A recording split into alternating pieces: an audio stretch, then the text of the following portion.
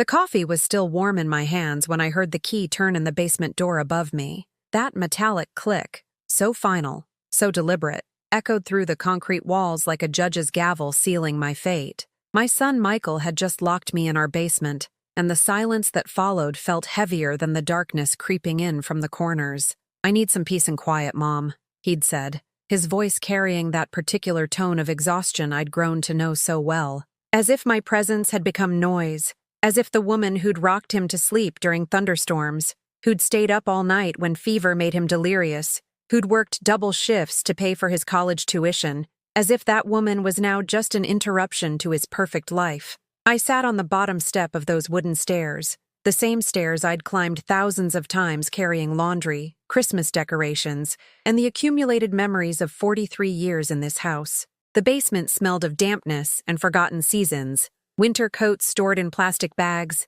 boxes of Michael's childhood toys that his wife Sarah had deemed clutter and banished from the main floor. The hunger started as a whisper in my stomach on the second day. I'd found half a bottle of water on the utility shelf, warm and stale, but it was something. My throat felt dry, not just from thirst, but from the words I'd swallowed over the past year. Apologies for existing, for needing help with groceries, for asking too many questions about my grandchildren's lives.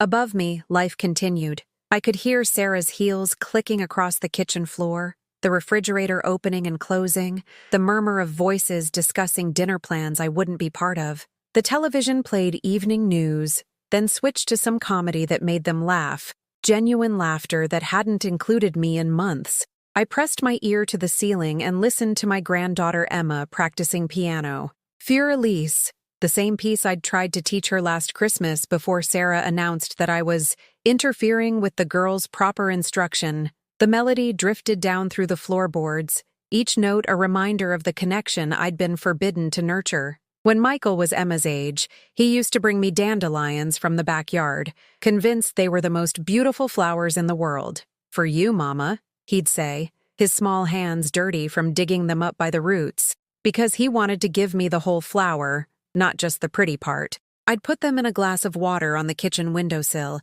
and we'd watch them together until they turned to white puffballs that he'd blow across the yard, making wishes I never heard but always hoped would come true.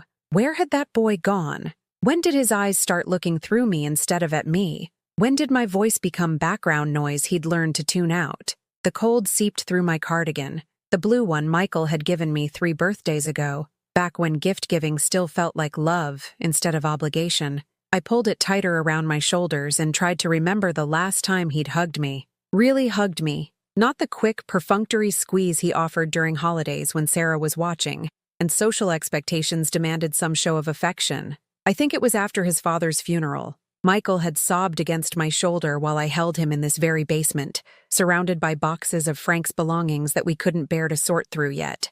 "I don't know how to do this without him, Mom," he'd whispered, and for a moment, I'd felt needed again, essential, like the mother I'd always been and thought I'd always remain. But grief has a way of hardening people, and apparently, Michael's had crystallized around the idea that dependence was weakness, and I was somehow evidence of both. Sarah had been patient at first, even kind. She'd encouraged him to help his mother adjust to living alone. But patience has an expiration date, and mine had apparently passed somewhere between my 70th birthday and the day I'd asked if I could move in with them temporarily while my house was being repaired after the kitchen fire. Temporarily had become 8 months. 8 months of walking on eggshells, of making myself smaller, quieter, less present. 8 months of hearing myself described as Mom's situation in whispered conversations that stopped when I entered rooms. 8 months of watching my own son's face tighten with irritation every time I spoke during dinner,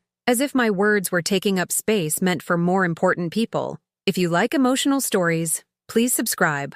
We're trying to reach 1,000 friends here. And tell me, from which city are you watching? The basement had a small window near the ceiling, barely wider than a book, that showed a slice of the backyard I used to tend. Through it, I could see the roses I'd planted when Michael graduated from high school, deep red climbers that had grown wild without my care, their thorny branches reaching toward a sky I couldn't quite see from this angle. I thought about the garden I'd left behind when the fire damaged my kitchen. Tomatoes that would rot on the vine, Herbs that would wither withaut watering. Flowers that would forget they'd ever been loved. Just like me, apparently. Just like the woman who'd given everything she had and somehow ended up with nothing but a locked door and the sound of other people's lives happening above her head. But as I sat in that basement, something else began to stir. Something I hadn't felt in months, of apologizing for breathing, of making excuses for needing space in the world.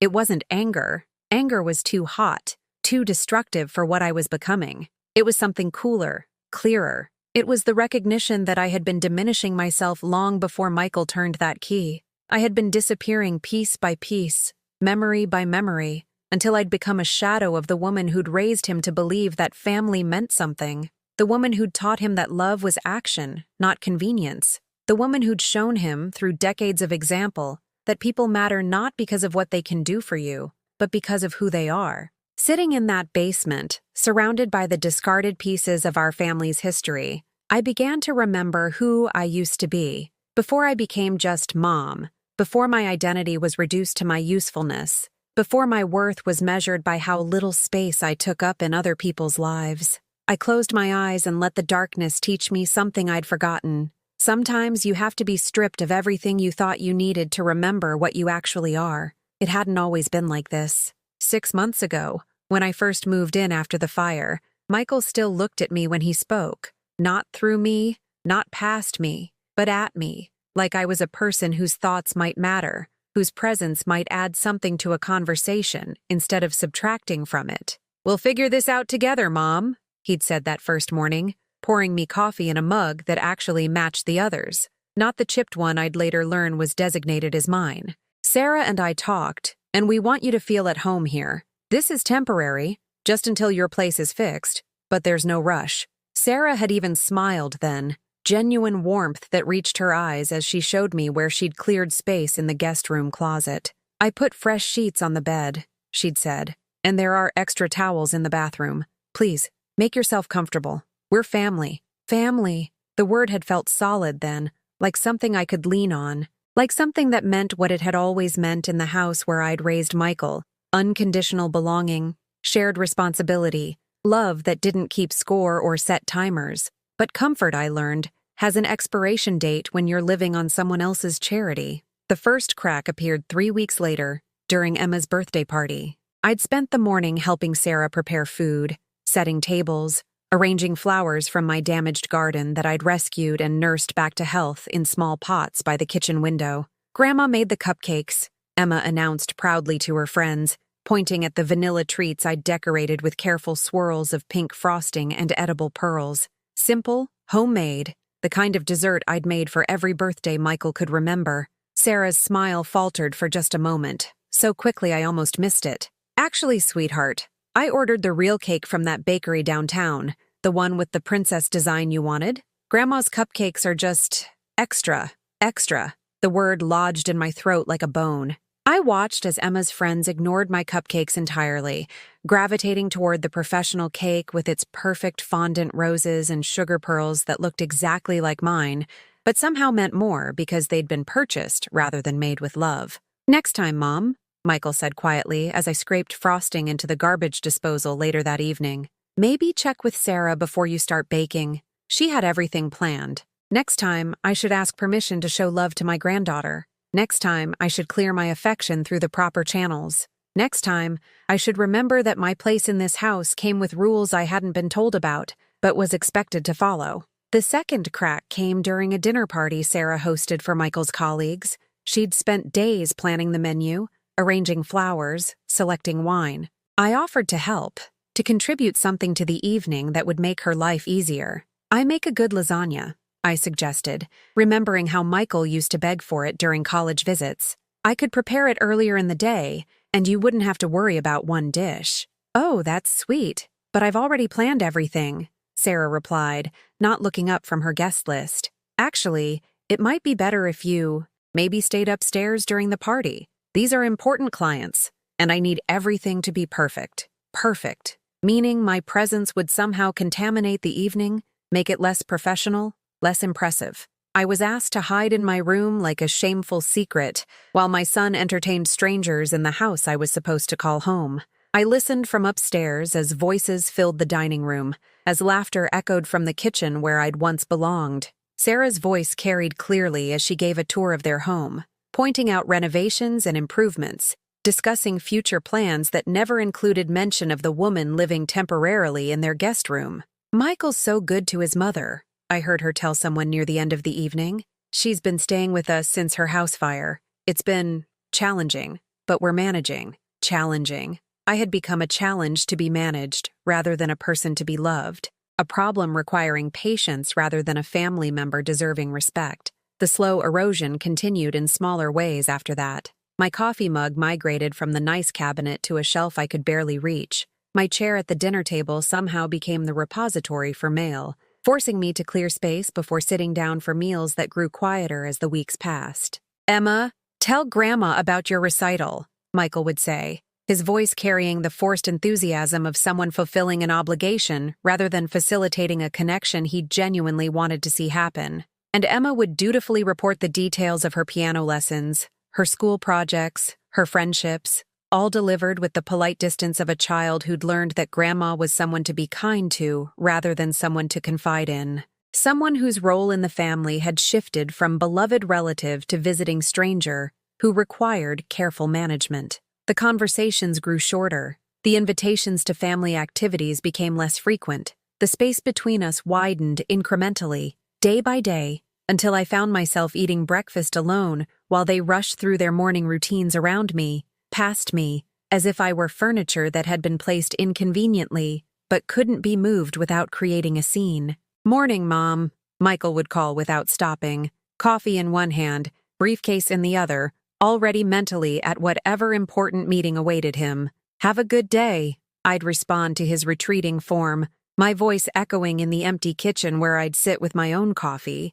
watching the sun rise through windows that Sarah cleaned with a precision that never quite included the spots where my fingerprints might have touched the glass. I began to understand that I was living in their house, not our home, that my presence was tolerated rather than welcomed, that every day I remained was another day they had to accommodate someone who no longer fit into the life they'd built without me. But the hardest part wasn't the gradual exclusion or the growing list of unspoken rules I was expected to follow. The hardest part was watching my son, the boy who'd once brought me dandelions and called them roses, learn to see me the way his wife did, as an inconvenience, as a burden, as someone whose needs were less important than their comfort, whose feelings mattered less than their convenience. I watched him practice not seeing me, watched him perfect the art of looking through the space I occupied as if I weren't there, watched him master the skill of responding to my questions with sounds that weren't quite words, acknowledgments that weren't quite answers. And I began to practice something too. I began to practice disappearing, making myself smaller, quieter, less present, taking up less space at the table, speaking less during conversations, needing less attention, less consideration, less love. I thought I was being considerate. I thought I was making their lives easier by requiring less from them.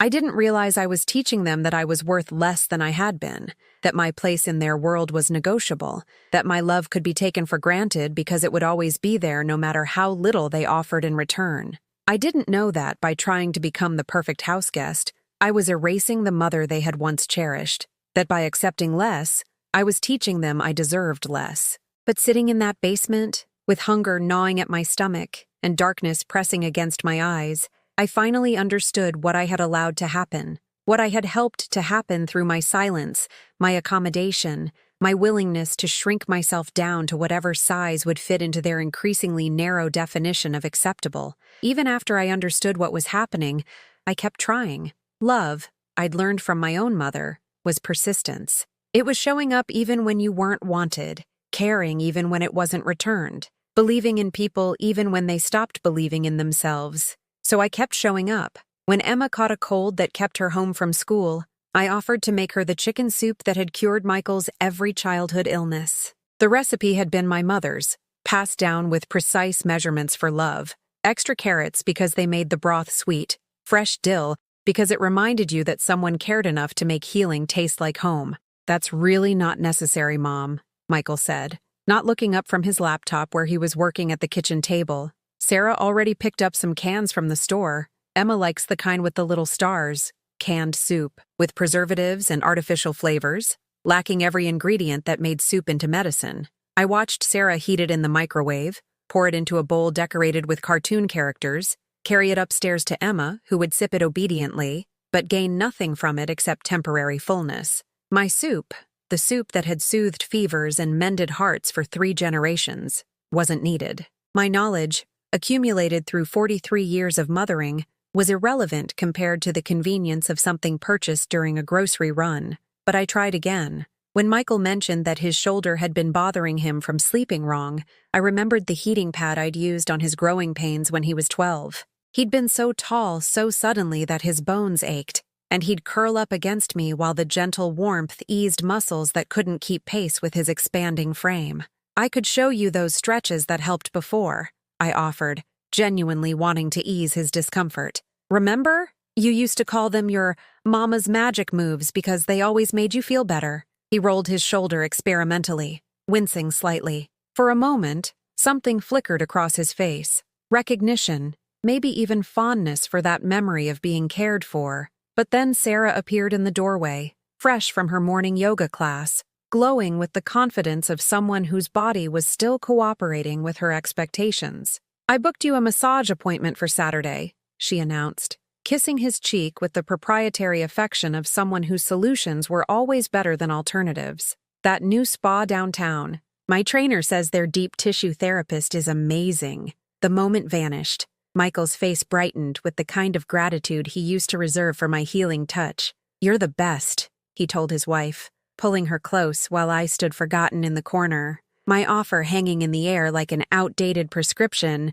no one bothered to decline politely. I tried with Emma too, hoping that childhood's natural hunger for stories and attention might still create space for a grandmother's love. When I found her struggling with math homework at the kitchen table, tears of frustration dampening her worksheet, I sat beside her and remembered teaching Michael the same concepts when he was her age. "Want to see a trick my grandmother taught me?" I asked gently, reaching for the pencil she'd thrown down in defeat. "She used to say numbers were just like people. They all had personalities, and once you understood who they were, they'd cooperate with you." Emma looked up, curiosity momentarily overriding her frustration. For a few precious minutes we worked together, and I watched understanding dawn in her eyes as the problems began to make sense. She giggled when I gave the number 7 a stubborn personality, and the number 3 a helpful one, creating stories that made mathematics feel like friendship instead of warfare. But then Sarah returned from her errands,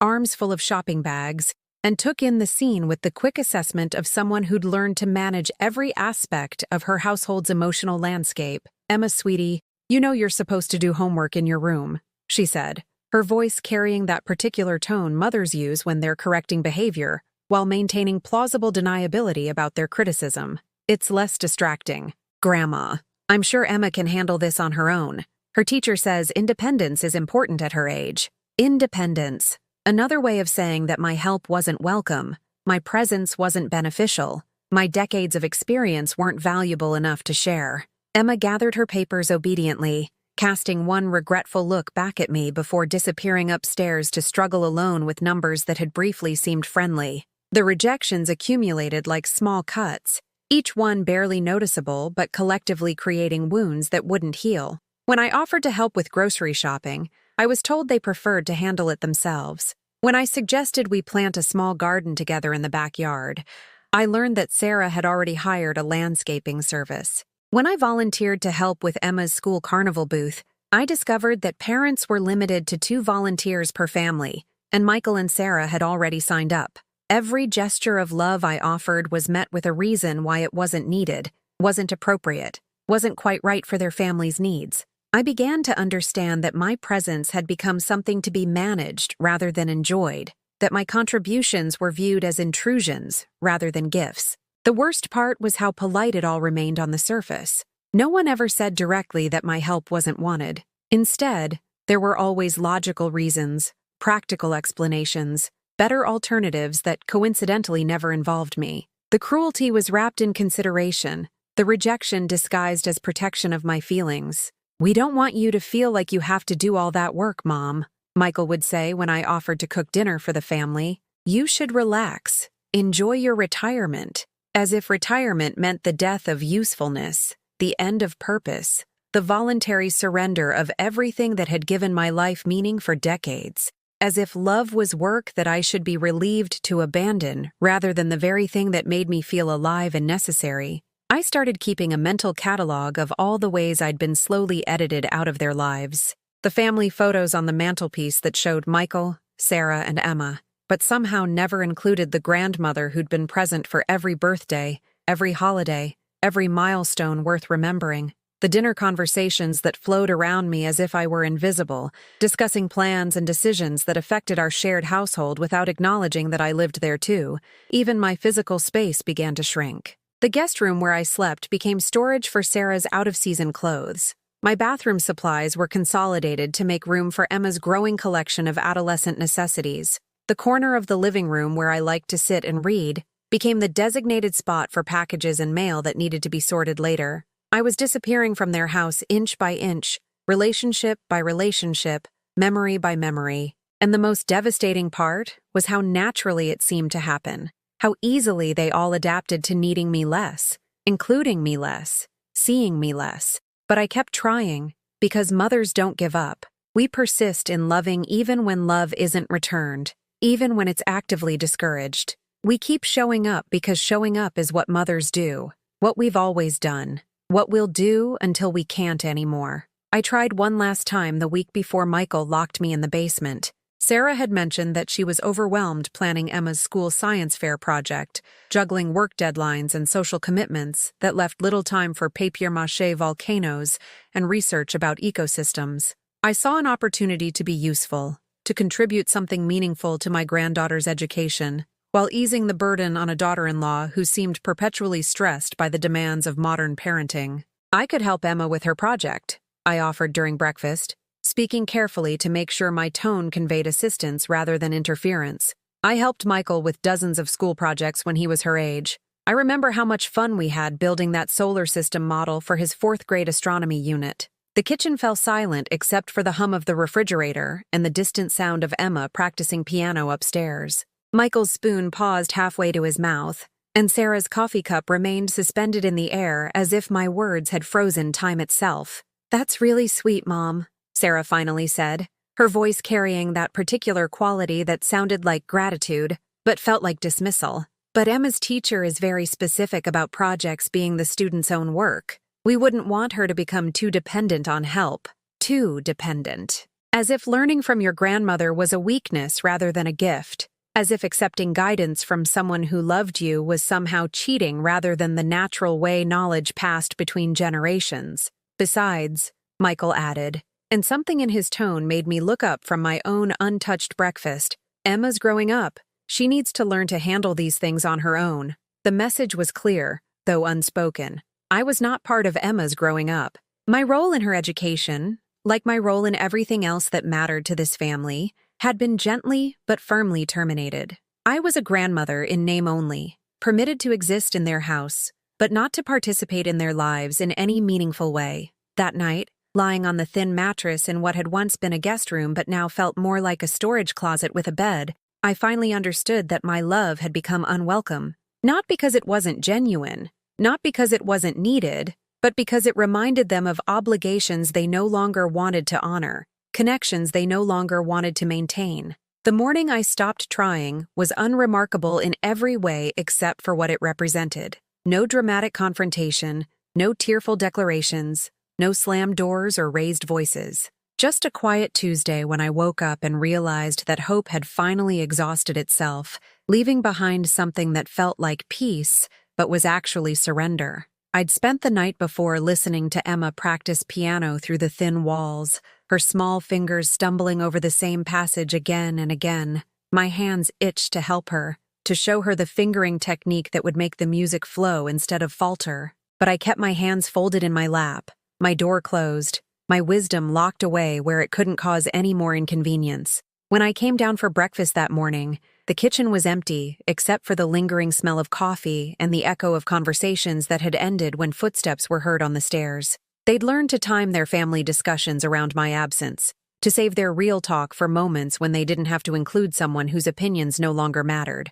I poured myself coffee from the pot that was still warm, grateful for this small evidence that I remained worthy of their leftover hospitality. The morning light coming through the kitchen window illuminated dust motes dancing in the air, each speck floating independently, touching nothing, belonging nowhere, like me. I sat at the table where my place setting had become optional, where my chair was used more often for holding Sarah's purse or Michael's jacket than for seating the woman who'd once been the heart of every family meal. I sipped my coffee and watched the backyard through glass that Sarah cleaned with precision that never quite included the corner where I liked to rest my hand, while looking out at the roses I was no longer allowed to tend. That's when I stopped reaching for my phone to call Emma's school about volunteering opportunities they'd politely declined, stopped checking the grocery store flyers for sales that might help stretch their food budget, since my contributions to meal planning had been deemed unnecessary, stopped mentally cataloging household repairs I might suggest, improvements I might make, ways I might contribute to a home that had made it clear my contributions weren't welcome. I simply sat with my coffee and let the silence teach me what my words never could, that I had been holding onto a relationship that had ended long before anyone bothered to inform me. The days began to blur into a routine of careful invisibility. I learned to time my movements around theirs, to use the bathroom when they were busy elsewhere, to eat my meals during the gaps between their family time.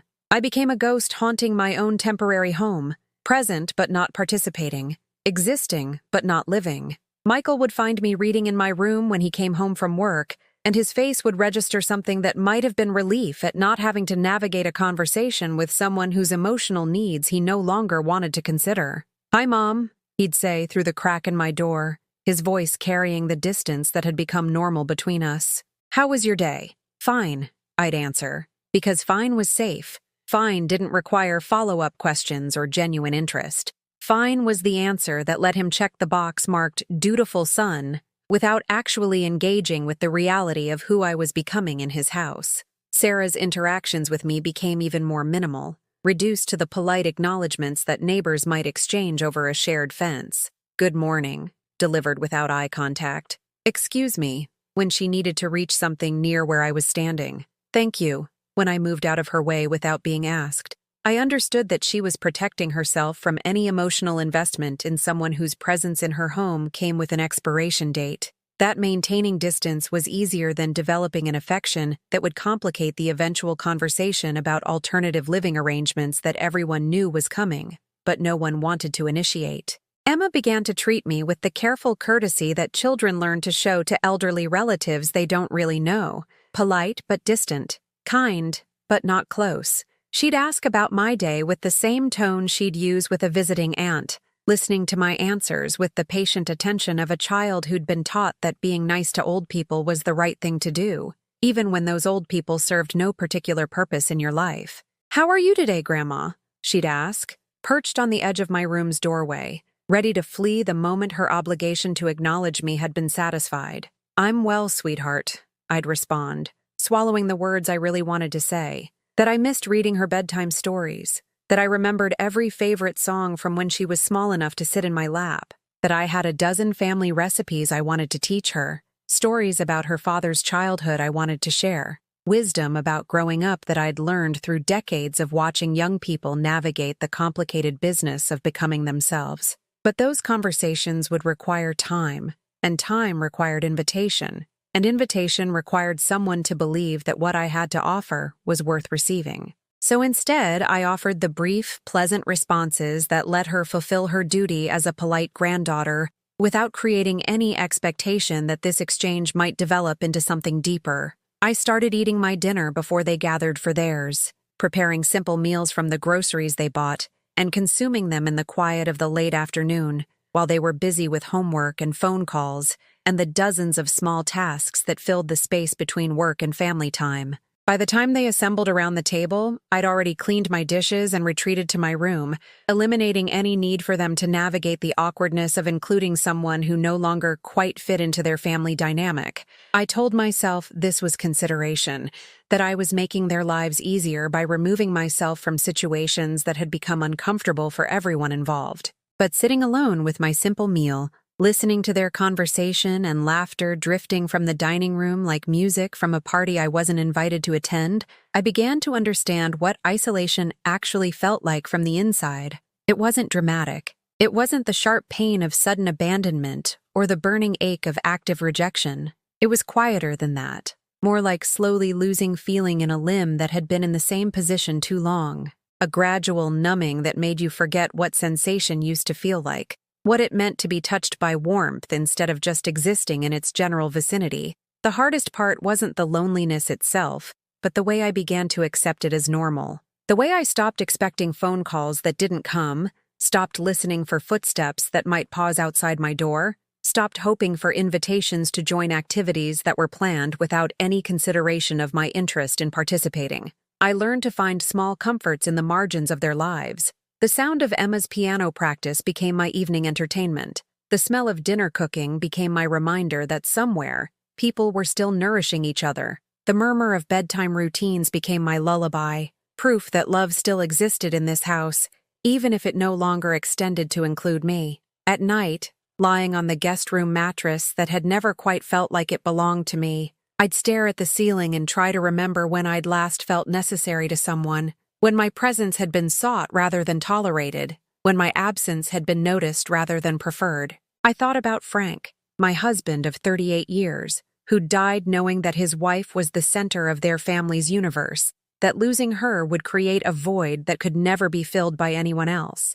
He'd never lived to see his son learn to exist without his mother's love, never witnessed the casual cruelty that disguised itself as independence. Sometimes I'd pull out the photo I kept in my bedside table drawer, the last picture of all four of us together, taken at Emma's 8th birthday party when she still climbed into my lap for stories, and Michael still included me in conversations about family plans. In the photo, we look like what we were then, a family, connected, comfortable with each other, sharing the kind of easy intimacy that comes from years of choosing to stay together through ordinary difficulties and extraordinary joys. Looking at that photo in the darkness of my temporary room, I could barely recognize the woman sitting confidently in the center of her family's attention. She looked so certain of her place, so secure in the knowledge that these people belonged to her as much as she belonged to them. She had no idea that love could be withdrawn gradually, that family could become a courtesy rather than a connection,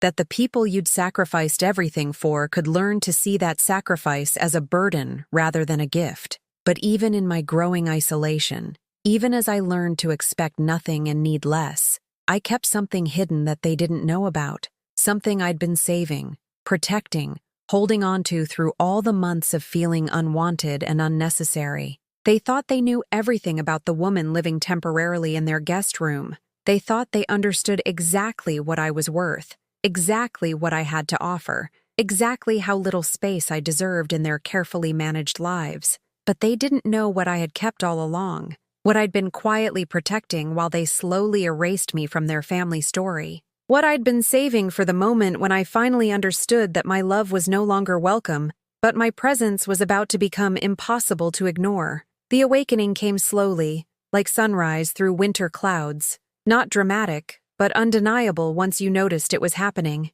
I'd been sitting in that basement for nearly 6 hours when something shifted inside me, something that had nothing to do with hunger or cold or the sound of my family's life continuing above my head without missing a beat. It started with a memory that surfaced unexpectedly, clear as yesterday, despite being buried under decades of accumulated motherhood. I was 23 years old, standing in the kitchen of my first apartment, teaching myself to cook from a cookbook my mother had given me as a wedding gift. Frank was working late, and I'd decided to surprise him with a dinner that required more skill than the simple meals I'd grown up preparing. The recipe had failed spectacularly, burned on the bottom, raw in the center, seasoned with the kind of enthusiasm that comes from not quite understanding what you're doing. But instead of giving up, instead of ordering takeout or waiting for Frank to come home with something edible, I'd started over. At 10 o'clock at night, with flour in my hair and determination in my heart, I'd made that dish again until I got it right. That woman, the one who'd refused to be defeated by a failed dinner, who'd seen failure as information rather than judgment, where had she gone? When had I stopped believing that my efforts were worth the investment, that my learning was worth the time, that my success was worth celebrating. Sitting in that basement, I began to trace the path of my own disappearing, not just from Michael's house, not just from my role as needed family member, but from my own sense of who I was beyond the people who depended on me. Somewhere in the 43 years of being primarily mother, wife, caregiver, I'd forgotten that I had existed before those roles defined me, that I possessed qualities and capabilities that had nothing to do with my usefulness to others. I thought about the woman who'd worked 2 jobs to put herself through night school while Michael was small, studying accounting while he slept, completing assignments at the kitchen table after everyone else had gone to bed. She'd balanced a checkbook with precision, managed household finances through lean years and abundant ones, made decisions that kept our family stable even when Frank's income fluctuated with economic cycles beyond our control. That woman had been competent, resourceful, intelligent. She'd solved problems, made plans, built something substantial from limited resources and unlimited determination. She hadn't disappeared when I became a full-time mother. She'd simply been redirected, her skills channeled into the complex logistics of running a household and raising a child and maintaining a marriage. But somewhere along the way, I'd allowed others to define the value of those skills, to determine that managing a family was somehow less impressive than managing a business, that nurturing human beings was less important than nurturing profit margins. I'd accepted the idea that my intelligence was diminished because it was applied to domestic rather than professional challenges, that my competence was questionable because it couldn't be measured in salary figures or performance reviews. The truth began to crystallize in that basement darkness. I hadn't become less capable over the years. I'd simply allowed myself to be seen that way. And eventually, I'd started seeing myself through eyes that valued me only for what I could provide to others, rather than for what I actually was. I was still the woman who could learn a new skill at midnight if it mattered enough. Still the person who could find solutions when conventional approaches failed, who could stretch resources to meet needs that seemed impossible to satisfy.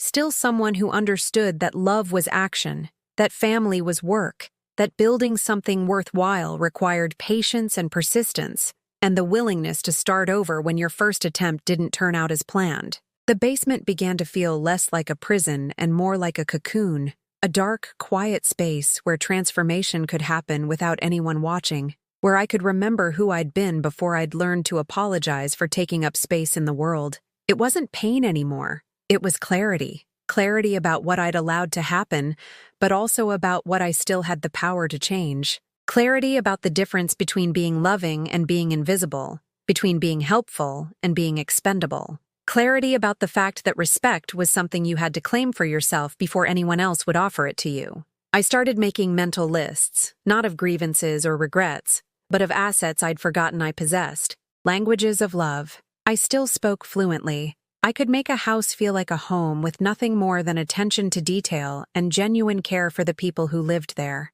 I could turn simple ingredients into meals that nourished more than just the body. I could listen to problems and offer perspectives that came from decades of watching human beings navigate the complications of existence.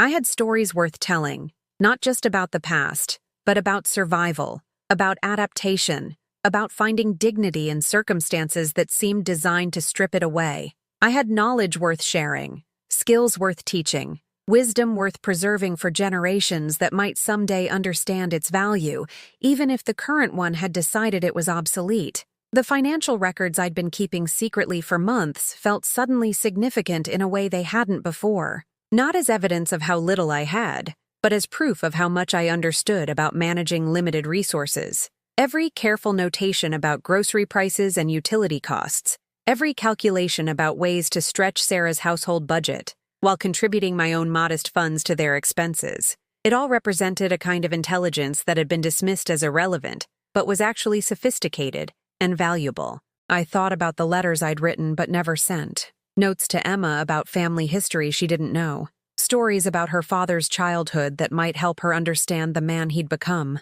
Letters to Michael about the choices he was making, the patterns he was repeating, the love he was rejecting in his determination to build a life that looked successful from the outside but was becoming hollow at its center. Those letters, hidden in my room upstairs, contained truths that might someday matter to people who were currently too busy managing the present to consider what they might be losing for their future. They represented my voice, my perspective, my understanding of family dynamics that transcended the temporary arrangements of who lived where and who paid for what. But more than the letters, more than the financial records, more than the accumulated evidence of a life lived with purpose and intelligence, I had something else they didn't know about. Something I'd been protecting not from them, but for them. Something that would prove, once and for all, that the woman they'd learned to see as a burden was actually the foundation everything else in their lives was built upon. Frank and I had been more careful with money than anyone knew, more successful in our planning, more disciplined in our saving, more strategic in our investments than the modest lifestyle we'd chosen to live would suggest. We'd understood that financial security wasn't about impressing other people with expensive purchases. It was about having options when life presented unexpected challenges. When Frank died, I'd inherited more than just his life insurance policy and his half of our modest home. I'd inherited the results of 40 years of compound interest on investments he'd made with the patience of someone who understood that wealth was built slowly, through consistent choices made over decades, rather than dramatic decisions made in moments of opportunity. I'd never mentioned the full extent of what Frank had left me, because talking about money felt vulgar when people were grieving, because financial discussions seemed inappropriate when families were trying to process emotional loss. Michael had helped me handle the immediate paperwork after his father's funeral, but the complete picture of my financial situation was something I'd kept private, managing it myself with the same careful attention I'd brought to every other responsibility in my life. Sitting in that basement, I realized that my silence about my financial independence hadn't been discretion. It had been a gift to people who weren't ready to receive it. I'd allowed them to see me as financially vulnerable because I'd thought it would make them feel more necessary, more central to my well-being. I'd hidden my security because I'd believed that needing them would strengthen our relationships rather than distorting them. But maybe it was time to stop protecting people from the truth about who I actually was. Maybe it was time to let them discover that the woman they'd been treating as a charity case was actually someone with choices, with resources, with the capacity to determine her own future without requiring their approval or assistance. The house fire that had damaged my kitchen hadn't touched the safe where Frank's final gift to me waited, the inheritance that would allow me to live independently, comfortably, without apology. It had been there all along, waiting for the moment when I understood that sometimes love meant letting people face the consequences of their choices instead of protecting them from the truth about what they'd lost. The sound of the key turning in the lock above me broke through my thoughts like a church bell, announcing the end of one service and the beginning of another. After 8 hours in that basement, I heard Michael's footsteps descending the wooden stairs, each step deliberate and heavy with what I now recognized as guilt disguised as authority. "Mom?" His voice carried a forced casualness,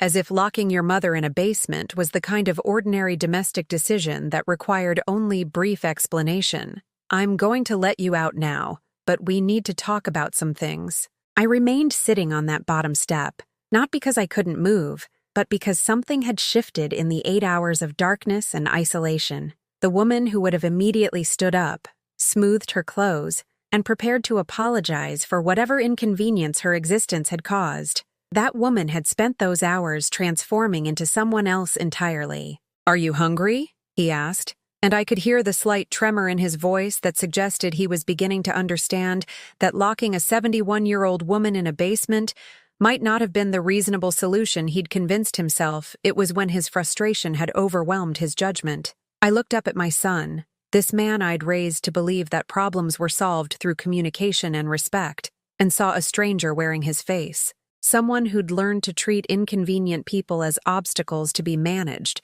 rather than human beings deserving of basic dignity. "I'm fine," I said quietly, and something in my tone made him pause halfway down the stairs. Not the grateful, apologetic fine he'd expected, but the kind of fine that meant I'd used our separation to reach conclusions he wouldn't like. "Look, I know this seems," he started, then stopped, apparently realizing that there was no way to finish that sentence without acknowledging that his behavior had been inexcusable. "Sarah and I have been talking, and we think it might be time to discuss other living arrangements, more permanent ones." Other living arrangements. The conversation I'd known was coming, dressed up in the careful language people use when they want to avoid saying directly that they're abandoning someone who inconveniences them. More permanent ones, meaning my temporary welcome had expired, and they were ready to make my exile official. "We've been looking into some very nice assisted living communities," he continued, his voice carrying the false enthusiasm of someone trying to sell a prison sentence as a vacation opportunity. "Places where you'd have your own space, people your own age to socialize with, activities planned specifically for seniors, assisted living. The final destination for parents who'd outlived their usefulness, the place where families deposited relatives they no longer wanted to see regularly but couldn't quite abandon entirely. Where visits became obligations scheduled around more important activities, where love transformed into duty, performed with the minimum effort required to maintain the appearance of caring."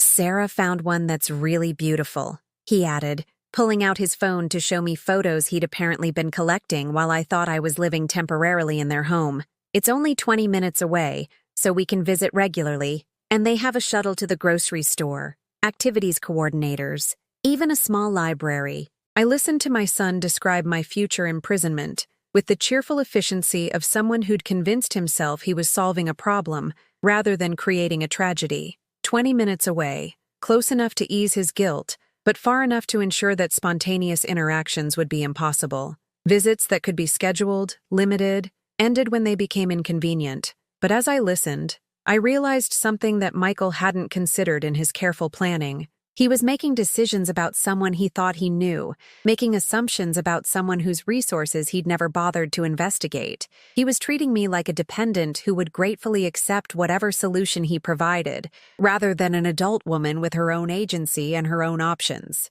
"The one we're most interested in has an opening next month," he continued, scrolling through pictures of institutional furniture and forced cheerfulness that looked exactly like what it was. A place where people went to wait politely for death, while their families got on with the business of living without them. "It's called Sunset Manor. Doesn't that sound nice? And the monthly cost is very reasonable. Sarah and I have discussed it, and we're willing to help with the expenses until your Social Security and the insurance money from Dad's policy can cover everything. Help with the expenses, until my limited resources could somehow stretch to cover the cost of my exile." He'd calculated my worth based on information he thought he had, planned my future based on finances he thought he understood. He'd made decisions for me the way parents make decisions for children, without considering that I might have information, resources, or preferences that differed from his assumptions. I stood up slowly, not because my body required the extra time, but because I wanted him to see the deliberate nature of my movement, the controlled dignity of someone who was choosing her actions rather than reacting to his. When I reached my full height, I looked directly into his eyes for the first time in months, and I saw him flinch slightly at whatever he found in my gaze. "Michael," I said quietly, and my voice carried none of the apologetic uncertainty he'd grown accustomed to hearing. "Before you make any more plans for my future, there are some things you need to know." Something in my tone made him stop scrolling through photos of my presumed future home. For the first time in months, he was actually listening to me instead of simply waiting for his turn to speak. "I never told you everything about your father's financial planning," I continued, climbing the stairs with steady steps that brought me closer to his eye level with each word. "I never mentioned the full extent of what he left me, because I thought it would be inappropriate to discuss money while we were all grieving." I reached the step just below where he stood, close enough now that he had to look down to meet my eyes, close enough that he could see the calm certainty that had replaced the anxious accommodation he'd been taking advantage of for months. "Your father was a very careful man, Michael, much more careful than you ever knew, and much more successful than our modest lifestyle ever suggested." I watched confusion flicker across his features, followed by something that looked like dawning awareness that perhaps he'd been operating with incomplete information. "The fire that damaged my house was an inconvenience, not a catastrophe. My kitchen can be repaired, my home can be restored, and my independence can be reclaimed whenever I choose to reclaim it." The color was beginning to drain from his face as he processed what I was telling him, as he began to understand that the dependent mother he'd been planning to dispose of wasn't quite as helpless as he'd assumed. "I have been staying here not because I had no other choice, but because I thought it was what family did. I thought it was an opportunity for us to grow closer, for Emma to know her grandmother better, for you to remember that love isn't a burden to be managed, but a gift to be cherished. I paused on the stairs, letting him absorb the implications of what I was saying, letting him begin to grasp that every kindness I'd accepted, every assistance I'd received, had been a choice rather than a necessity. But I see now that I was mistaken about what kind of family we've become. The silence stretched between us, filled with the weight of 8 months' worth of assumptions being quietly demolished. Above us, I could hear Sarah moving around the kitchen, probably preparing dinner for her family of 3, the same size family she'd been hoping to return to before an inconvenient mother-in-law had complicated their perfect household dynamic. "Mom, Michael started, but I held up my hand gently, not in anger, but in the calm authority of someone who'd finally remembered that respect was something you claimed for yourself. "Tomorrow," I said, continuing up the stairs and past him, "I'll be making some phone calls. To my insurance company about expediting the repairs to my house, to my financial advisor about accessing funds I've kept in reserve, and to a few other people who might be interested in learning about how their family has been treating someone they claim to love." I reached the top of the stairs and turned to look down at my son, who stood frozen in the space between the basement and the kitchen, between the mistake he'd made and the consequences he was about to face.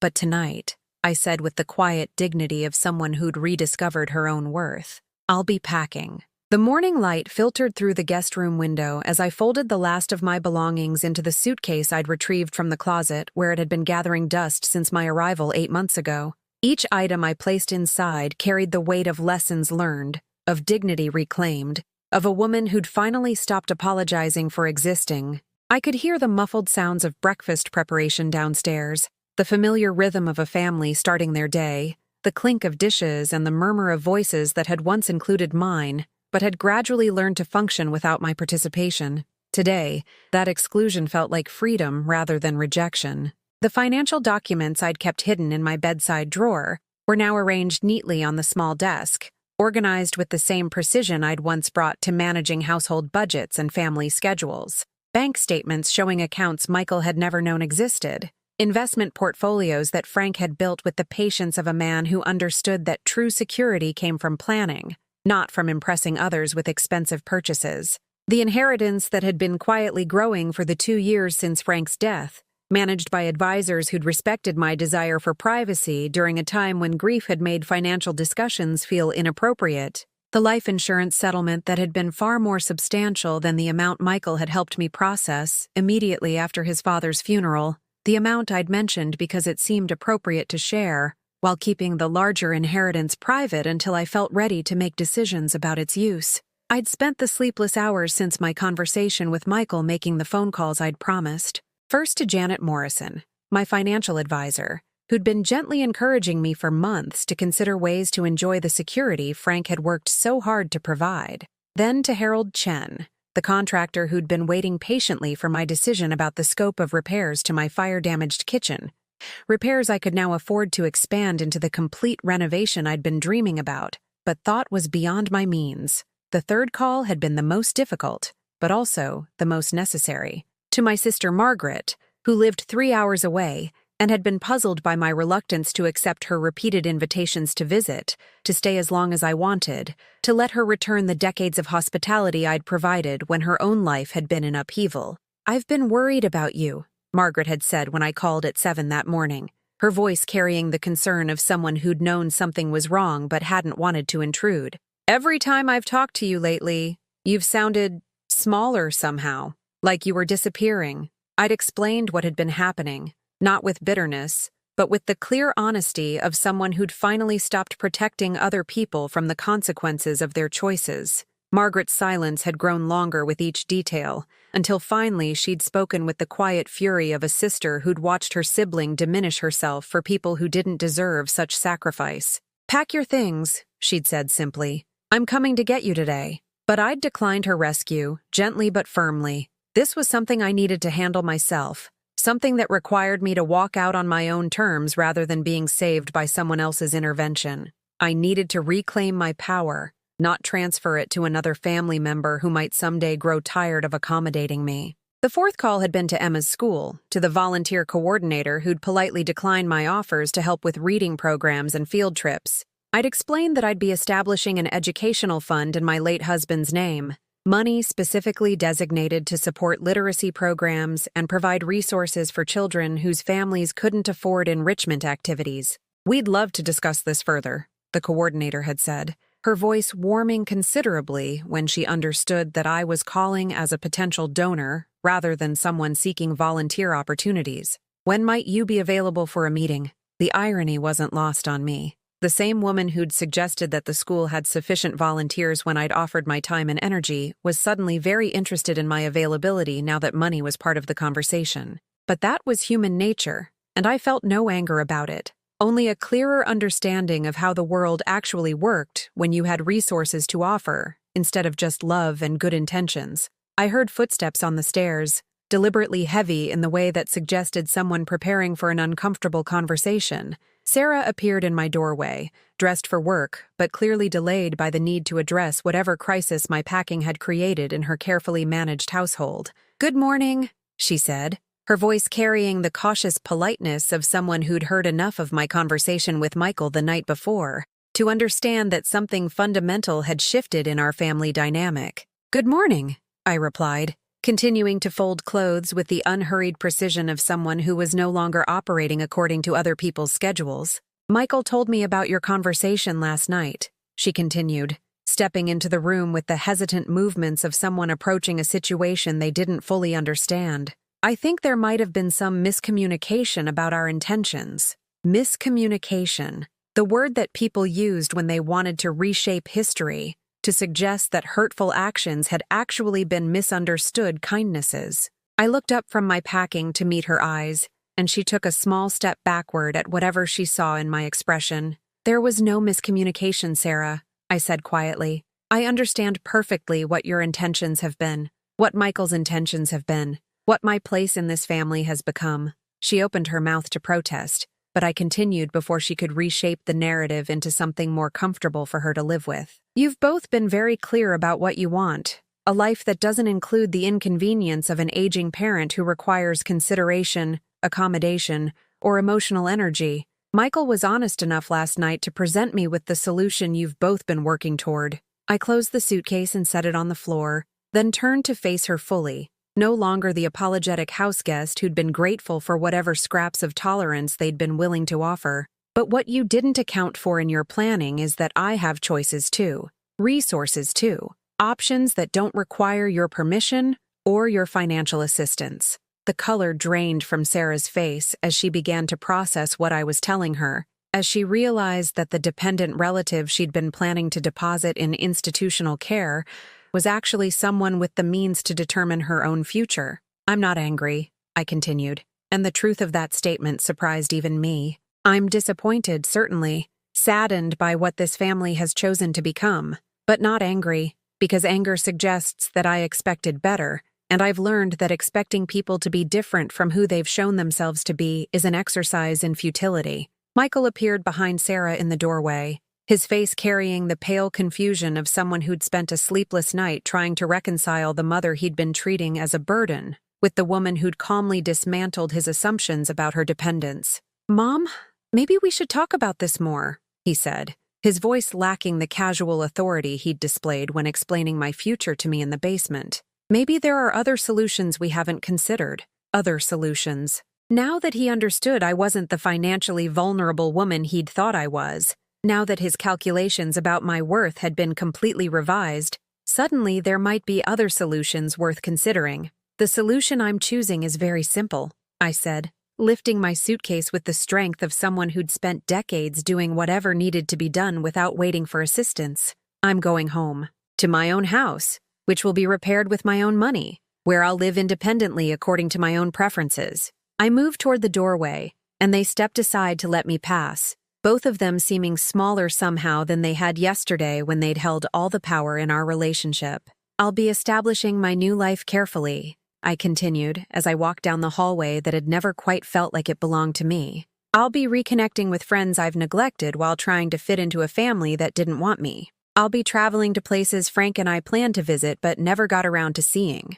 I'll be volunteering for organizations that value experience rather than just tolerate it." We reached the top of the stairs, The same stairs Michael had climbed last night to release me from the basement, where he'd locked me like an inconvenient pet that had misbehaved. "And I'll be spending time with Emma," I said, turning to look at them both. "Not here, where my relationship with my granddaughter has to be filtered through people who see my love as interference, but in my own home, where I can teach her the things her father apparently forgot I was capable of teaching." Sarah's mouth opened as if she might object to this arrangement, as if she might try to control access to Emma the way she'd controlled everything else about my place in their family. But something in my expression must have reminded her that the power dynamic had shifted, that I was no longer someone who could be managed and dismissed according to her preferences. "Emma is welcome to visit me whenever she chooses," I continued, "to learn family recipes, to hear stories about her father's childhood, to understand that love doesn't have to be earned through perfect behavior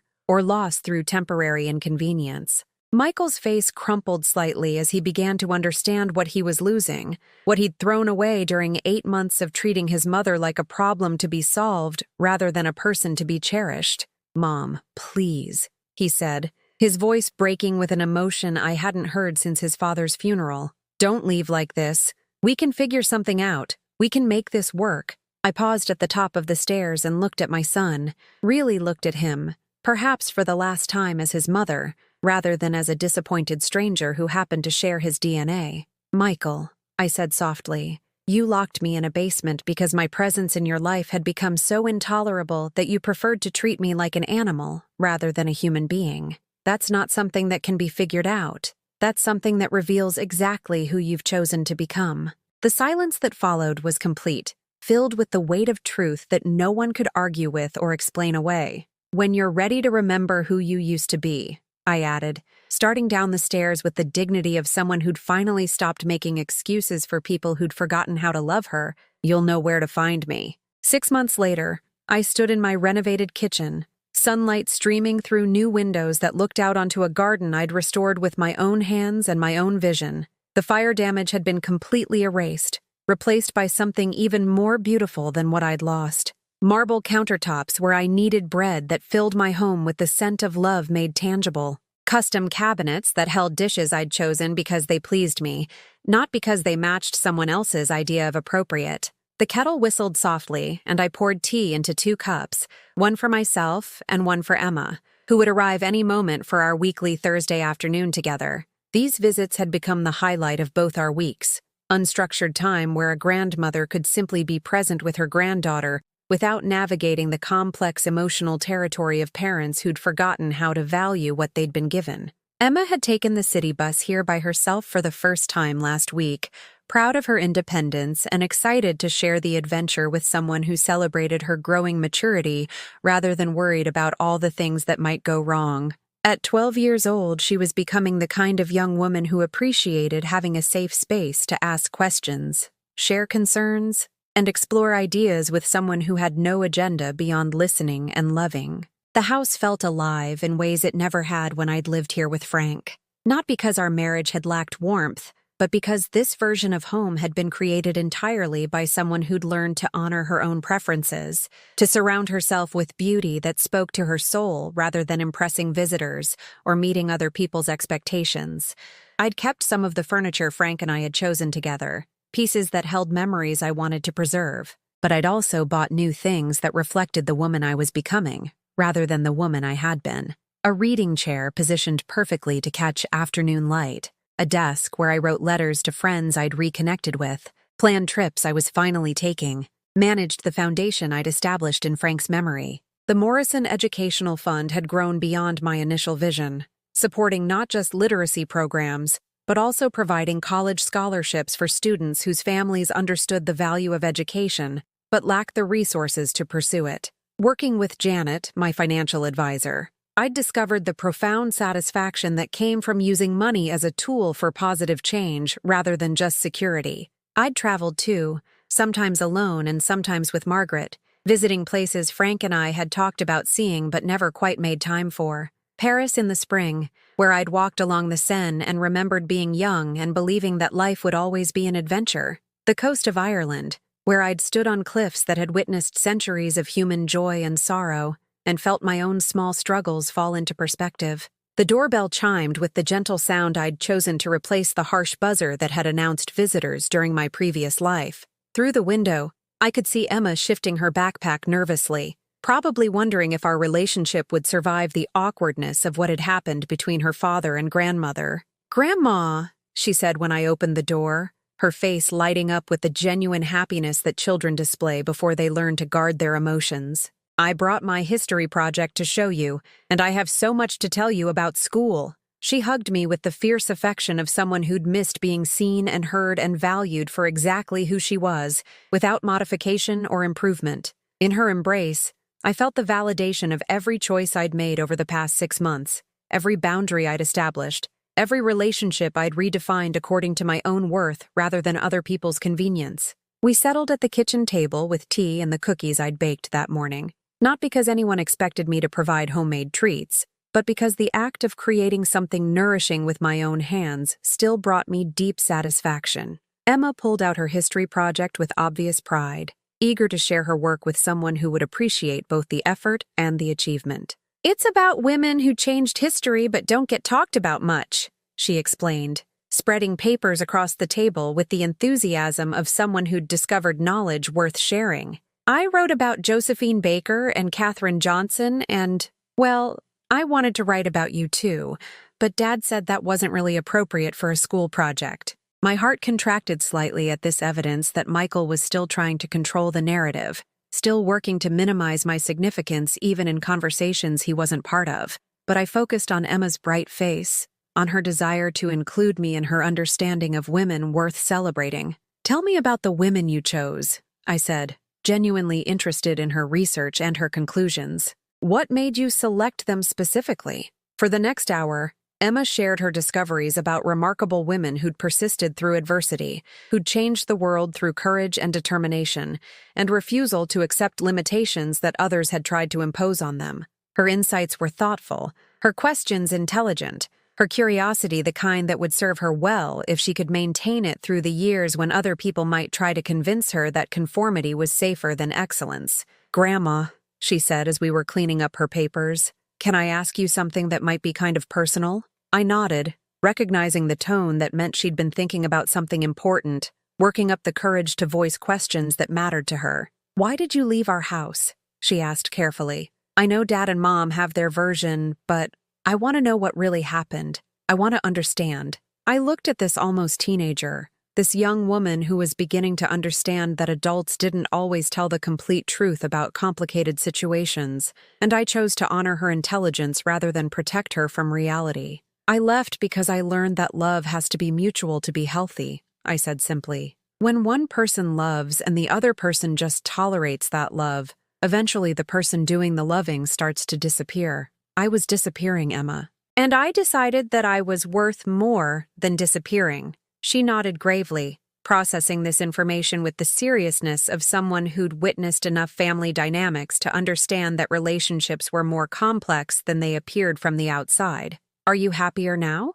she asked, and I could hear in her voice that my answer would matter to her own understanding of what happiness might look like. "Yes," I said without hesitation. "I'm happier, but more importantly, I'm myself again. I'm living according to my own values, making my own choices, surrounding myself with people who appreciate who I am, rather than trying to change me into who they think I should be." Emma smiled, and something in her expression suggested that she was filing this information away for future use, adding it to her growing understanding of how to navigate relationships that honored her authentic self, rather than requiring her to diminish herself for other people's comfort. Michael called twice while Emma was visiting, and both times I let the phone ring until voicemail picked up. Not out of spite, but because I'd learned that some boundaries needed to be maintained consistently to remain effective. He could speak with Emma when she returned home, could hear about our visit through her eyes rather than trying to control it through mine. The messages he left were carefully neutral,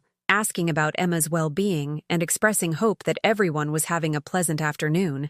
The anger and defensive justification that had characterized our few conversations immediately after I'd moved out had gradually given way to a cautious politeness that suggested he was beginning to understand the magnitude of what he'd lost. Sarah had sent a card for my birthday last month, a generic greeting that managed to express appropriate sentiment without acknowledging any responsibility for the circumstances that had led to our estrangement. I'd sent a polite thank you note in response, maintaining the civility that made Emma's visits possible while making no promises about future reconciliation. As the afternoon drew to a close, Emma gathered her things reluctantly, clearly wishing our time together could extend indefinitely. "Next week?" she said, shouldering her backpack. "Can I bring some friends to meet you? I've told them about your cookies and your garden, and they really want to see everything." "Of course," I said, touched that she wanted to share this space with her friends, that our relationship had become something she was proud of,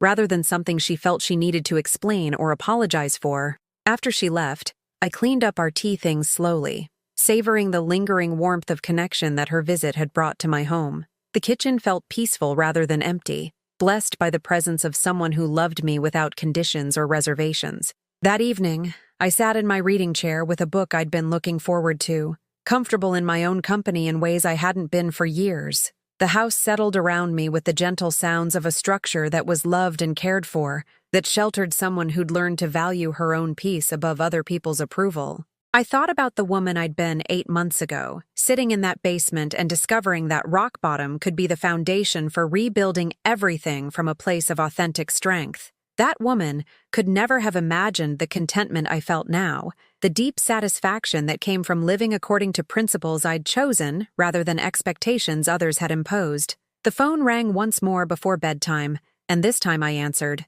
seeing Margaret's name on the caller ID. "How was your day with Emma?" she asked, her voice carrying the warmth of someone who'd watched me rediscover joy and wanted to celebrate every evidence of my happiness. "Perfect," I said, and meant it completely. Absolutely perfect. We talked for a few minutes about small things. Her garden, my upcoming trip to visit cousins in Vermont, the book club we'd both joined where women our age discussed literature and life with the freedom that came from no longer needing to perform roles that didn't fit. After I hung up, I locked the doors and turned off the lights, moving through my home with the quiet satisfaction of someone who'd learned that security came not from being needed by others, but from being complete within yourself. Sometimes silence is the loudest truth, and in the peaceful quiet of my restored home, surrounded by choices I'd made and relationships I'd chosen to honor, that truth sang like a lullaby welcoming me home to myself.